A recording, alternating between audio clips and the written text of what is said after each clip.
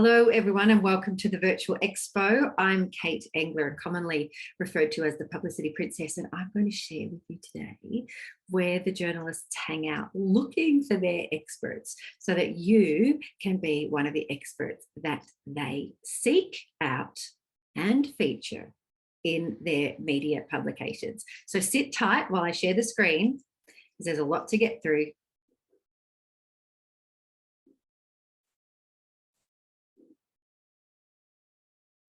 Alrighty, so I'm the founder of the Meet the Press Masterclass, but that's not what we're here to talk about today. We are here to talk about the low-hanging fruit when it comes to media. I'm going to share with you a free resource that lets you hang out where the journalists hang out and understand what it is they are seeking from you.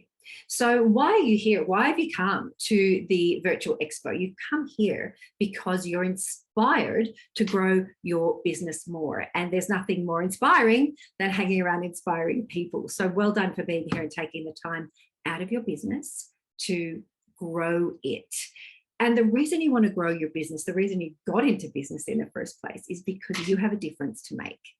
And you have a difference to make, and media helps you make that difference in a much, much bigger way. And of course, there's the whole marketing mix. Of course there is.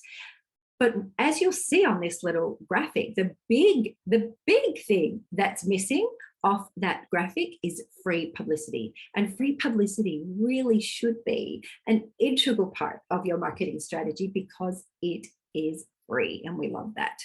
So all around you, media is literally hidden in plain sight. It's right there in front of you every single day, and chances are you're consuming an awful lot of it yourself.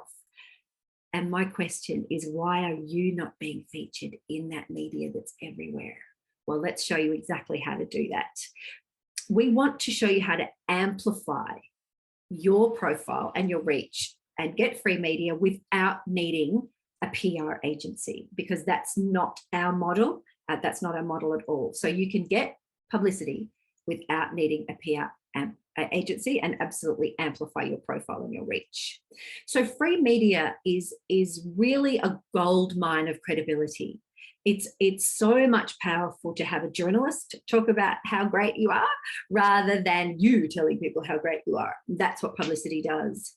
And all of the people that you'll see here before you as I quickly scroll through just a snippet of the coverage that people who've been exposed to this teaching have generated, you need to just think about your business in a slightly different way, because all of the people that you see before you and the results that they got from a standing start.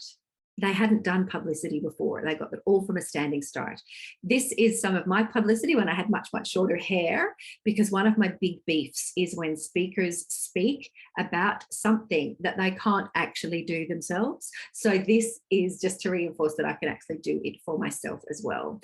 And when you think about media as being just a game, because media really is just a game, I'm going to show you how to play it. There are essentially two types of publicity. There's reactive and proactive, and we're going to cover both today in the short amount of time that we have together.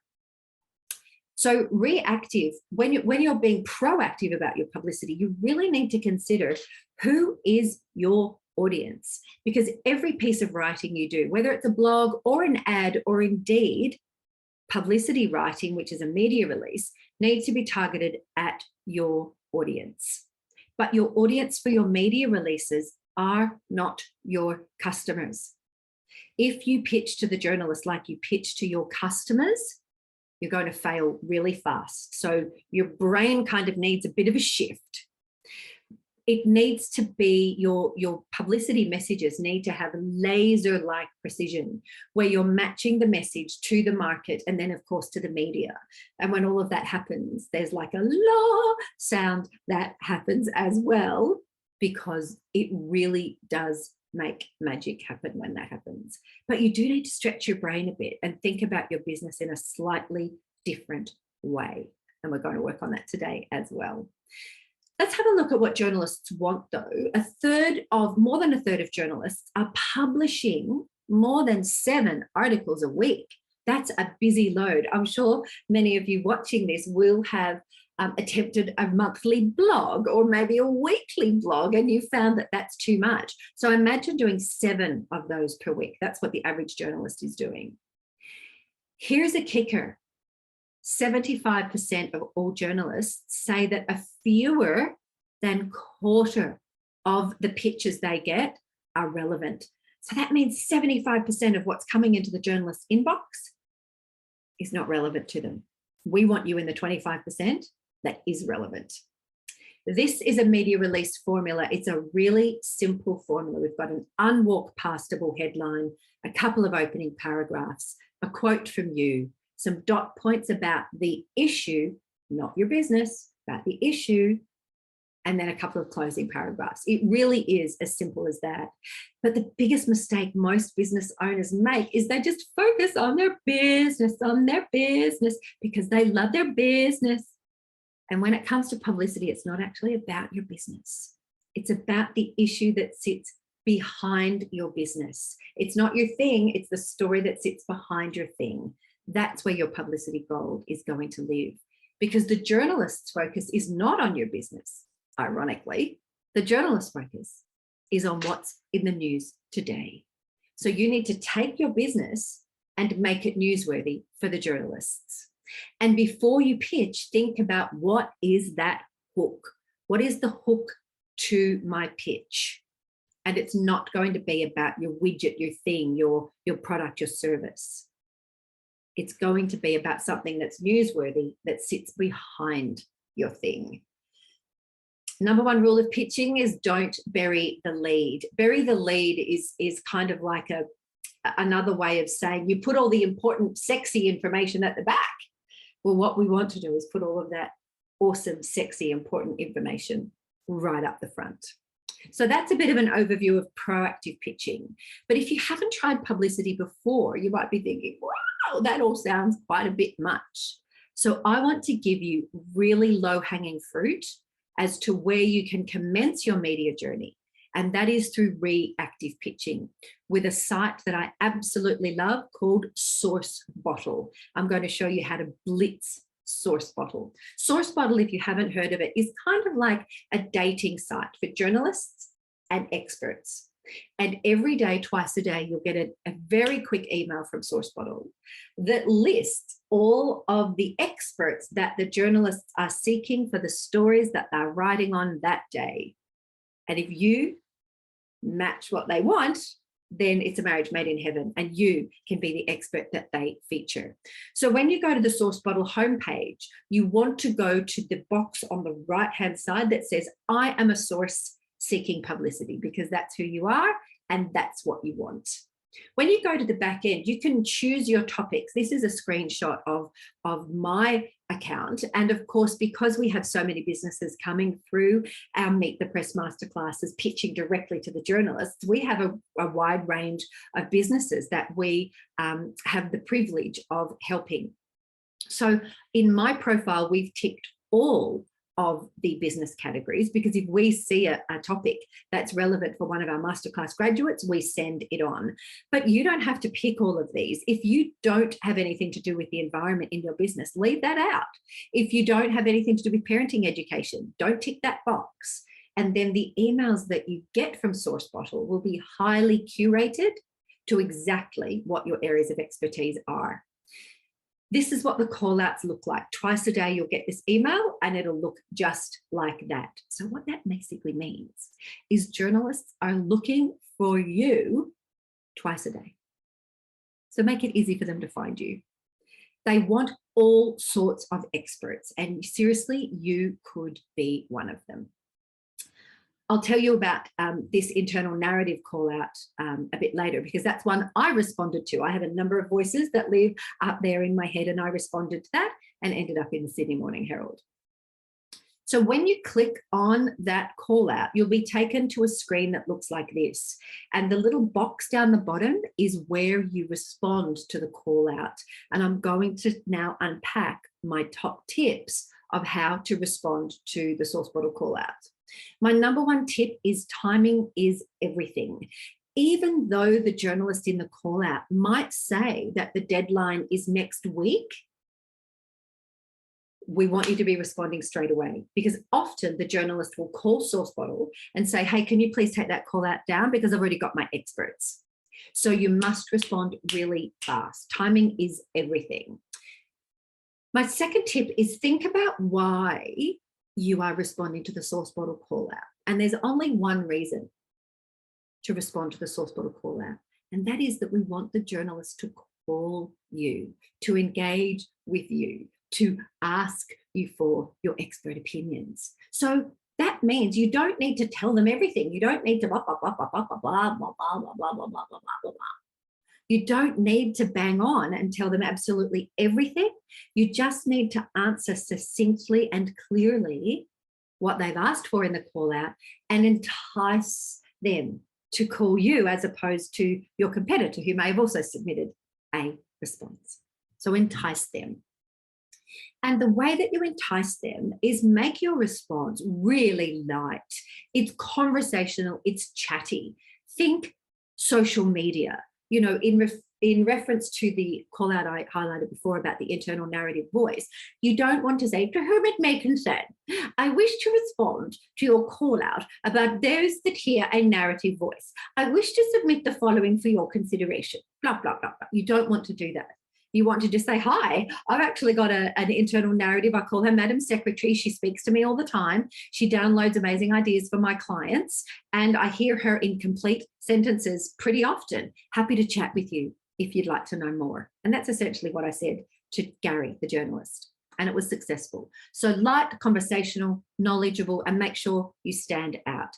Here's an example of another chatty response. The call out was about seeking a financial advisor needed for short comment or advice.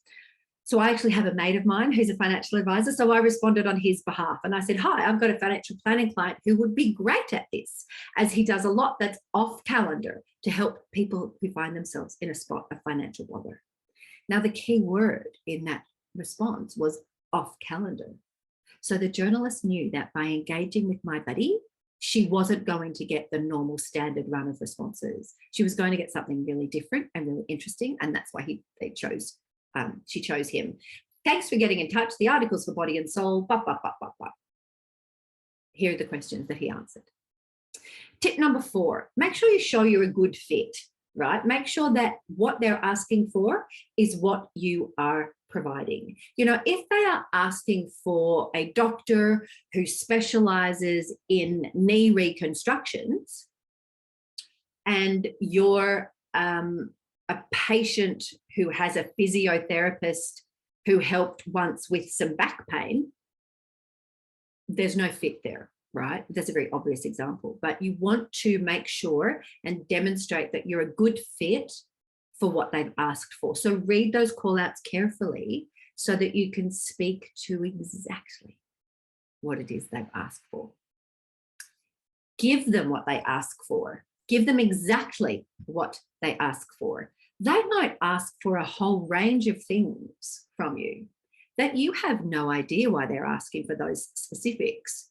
But trust me, they know why they are asking for those specifics. And anybody who doesn't answer each and every one of those criteria, if there are certain things they've asked for, anyone who skips over one or doesn't provide it won't be considered. And I'll explain more a little bit about that a little later. We want you to stand out from the flock. We want you to really make a stand about what you think about the topic that the journalist is covering. So one of my friends, I saw this call out, I sent it to one of my friends. It was a call out that talked about the new phenomenon of activating nuts. If you don't know what activating nuts mean, it simply means soaking them. So my client Hayden responded and stood out from the flock. He kind of took a contrarian view to the preposition that the journalist had put forward of the new phenomenon of activating nuts. So his response was something along the lines of, there's nothing new and it's not a phenomenon. Activating nuts simply means soaking them in water overnight so that our bodies can absorb them more readily. So see how he stood out from the flock and he took that contrary approach to the topic? Well, the journalist loved him, and here's where he ended up. And he had 40 new clients just from this one article. Now, I'm not sure about anybody watching this, if you've ever been to a naturopath. It kind of costs you $140 to walk in, but it costs you $1,440 to walk out by the time they've given you all the potions and the tonics and everything else. So 40 new clients was an absolute bonanza for my naturopath mate, Hayden. My 7th tip is, if you can, and you often don't know the type of media who's made the call out on Sourcebottle, but if you do know the type of media who's made that call out, TV, radio, newspaper, try and tailor your response to that particular media outlet. If it's TV, for example, and you know that it's a television program, you want to be talking about what vision they can come and shoot with your business, at your business, about the particular topic. If it's talkback radio, you want to talk about being willing to take talkback questions from talkback callers, because it shows the journalist that you know how the game is played and that you're confident enough to stand by your knowledge. Another tip, we'll get into the end now, is to have other experts to offer. So going back to the example of Hayden with the activating nuts being a naturopath, he could easily have suggested a friend of his who was a nutritionist or a dietitian to also speak in that article. So be sure you've got other experts to offer where that's appropriate, because the journalists will love you. It cuts down their workload. Remember, they're working on 7 or 8 stories a week. So if you can field other experts for them, it saves them time and makes them love you. So bear that one in mind. My final tip kind of relates to the give them everything tip that I covered earlier. Think beyond the walls of your business. This is me on a photo shoot with Prevention magazine quite a few years ago now. Now this call out was about inspiring women over 40. I'm over 40, I definitely qualify, and I submitted. In the call out, they asked for really specific things. They asked for height, weight, clothing size, shoe size, hair color, eye color, and I think, and they asked for a photo. That's for something else, but also a photo that they said would not be published. So there's 7 things they asked for. When I spoke with the journalist, she said, you would be amazed, Kate, at how many women did not provide all of the information that we asked for. They either said, I'm not telling you how much I weigh, or I'm not telling you what clothing size I have. Now, the reason they asked for all of those things is they were profiling 40 inspiring women over 40 years of age. They didn't want them all to be blonde, so they wanted to know what your hair color was. They didn't want them all to be skinny, mini little Instagrammers. They didn't want them all to be opera divas. They wanted a mix of women. And the reason they asked for clothing size, I'll just go back to this slide for a moment, is at the back there, behind the fan, you can see that there's racks and racks of clothing. And that's because they had a stylist there to dress each of the women that they were photographing, and they needed to know what size clothes to bring. So they had a reason for asking for each of those things. And the reason I want you to think outside the walls of your business when you're considering responding to Sourcebottle is this article has nothing to do with my business. I didn't even mention my business by name, but I had so many women find me, Google me, seek me out and say, we don't even know what you do, but we just love what you stand for. Because on this page, it's like someone's unzipped me and gone and kind of put my soul and heart on the page. So think beyond the walls of your business, because people love to do business with people who stand for the same sort of stuff that they do. So think beyond the walls of your business when you are submitting your Sourcebottle call-outs. Couple of quick case studies to finish. And this was a call out that I did. Actually, I was working with an editor on an article I submitted on businesses who had done well in 2020. And they might have been feeling a bit guilty about it, right? Because a lot of businesses didn't do so well in 2020. So the call out was, we want to talk to business owners whose business did well in 2020 despite all the setbacks. Faced with this success when so many have struggled, do you get an attack of the guilt about how well you did in 2020? So it was a very specific call out. Here's one of the responses I got, well, we got. This is what we don't want you to do. Look how long this is. There's 2 pages of it. There's 2 pages of information. But we're asking for success in the last 12 months, right? For 2020. This was an article that was going in a January 2021 edition of a magazine. So this woman talks about global, I mean, if you scan down to the 3rd paragraph, she talks about a burnout to global business in 3 years. Well, we're not after 3 years. We're after 1. So she really misses the mark, and this is just too long, and it's quite frankly mostly irrelevant. So obviously we didn't use her. Let me show you what to do with your call outs rather than what not to do. So this call out was in January 2020, and it was, what can we learn from Nick? Nick Kyrgios had another meltdown at the Australian Open, and it was a piece where they wanted a psychologist. So our psychologist responded, and her opening line is gold.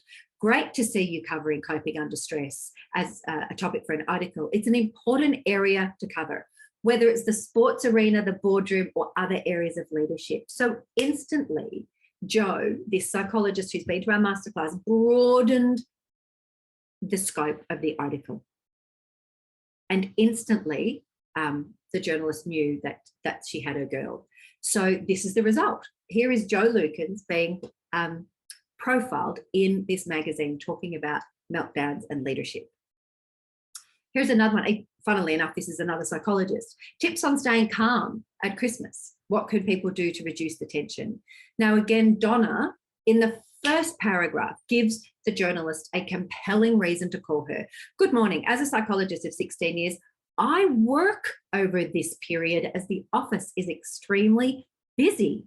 So instantly, the journalist knew that she was a psychologist. She's got 16 years experience, so she's really well credentialed. And bonus, she actually works over Christmas time because she knows how stressful it can be.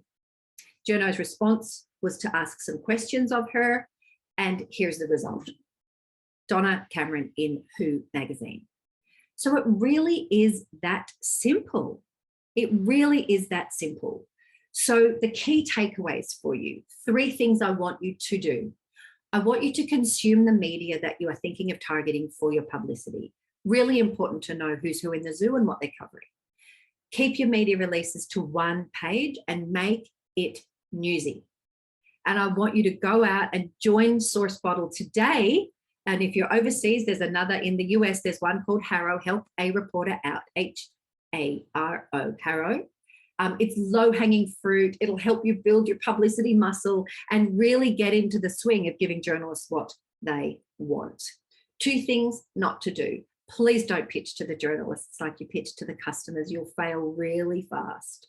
And the second thing is, don't bury the lead. Put the sexy stuff up nice and up the front, so it's nice and easy to read. Thank you so much for listening to my presentation. I've got some free bonuses for you. One is 12 rookie mistakes and how to avoid them. So if you're just starting out and you don't want to make a mess of it, then 12 rookie mistakes that I see all the time. I've covered those, I've solved those, and I've told you how to avoid them in a dossier, 12 rookie mistakes dossier. And I've also given you 5 top tips of how you can get to the journalist. So thank you so much for joining me here today at the Virtual Expo. I hope you immerse yourself in all of the knowledge that all of the speakers have to offer. And I look forward to connecting with you again in the future. Bye for now.